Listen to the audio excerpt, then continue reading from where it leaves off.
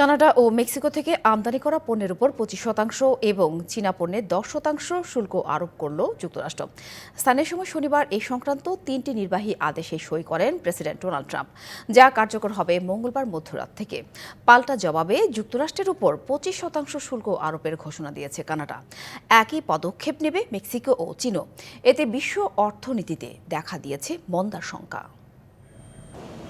নানা প্রান্তের সংঘাত আর যুদ্ধের কারণে নাজুক বিশ্ব অর্থনীতিতে নতুন করে বাণিজ্য যুদ্ধের হুমকি। কানাডা, মেক্সিকো এবং চীনের ওপর মার্কিন প্রেসিডেন্ট ডোনাল্ড ট্রাম্পের শুল্ক আরোপ উস্কে দিল এ বাণিজ্য যুদ্ধ। কানাডা ও মেক্সিকোর পণ্যে 25% এবং চীনা পণ্যে 10% শুল্ক আরোপ করল ট্রাম্প প্রশাসন। ডোনাল্ড ট্রাম্পের অভিযোগ, চীন থেকে মেক্সিকো এবং কানাডায় যাচ্ছে ভয়ানক মাদক ফেন্টানিল, যা যুক্তরাষ্ট্রে পাচার হচ্ছে। ফেন্টানিল এবং অবৈধ অভিবাসীদের প্রবেশ না ঠেকালে শুল্ক অব্যাহত রাখার হুমকি দেন ট্রাম্প।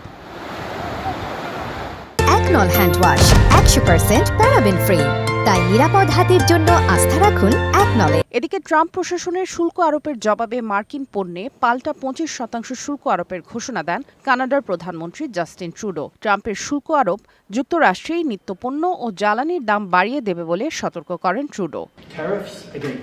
আমাদের তেল, গ্যাস, গাড়ির যন্ত্রাংশ এবং কৃষিপণ্য প্রয়োজন মার্কিনীদের। যুক্তরাষ্ট্রের অর্থনীতি আমাদের অনেক পণ্যের উপর নির্ভর করে। এই শুল্ক আরোপ করায় মার্কিন পণ্যেরই দাম বাড়বে। চ্যালেঞ্জের মুখে পড়বে আপনাদের গাড়ি শিল্প। পাশাপাশি কানাডার নাগরিকদের যুক্তরাষ্ট্রে ভ্রমণ এড়ানো এবং মার্কিন পণ্য বর্জনের আহ্বানও জানান কানাডার প্রধানমন্ত্রী। দেশের স্বার্থ রক্ষায় নিজের অর্থমন্ত্রীকে মার্কিন পণ্যের উপর শুল্ক আরোপের নির্দেশ দিয়েছেন বলে এক্সে এক পোস্টে জানিয়েছেন মেক্সিকোর প্রেসিডেন্ট ক্লডিয়া শেইনবাউম। আর বিশ্ব বাণিজ্য সংস্থায় ট্রাম্প প্রশাসনের বিরুদ্ধে অভিযোগ জানাবে চীন। সেই সাথে পাল্টা ব্যবস্থা নেওয়ার ঘোষণাও দিয়েছে বেইজিং।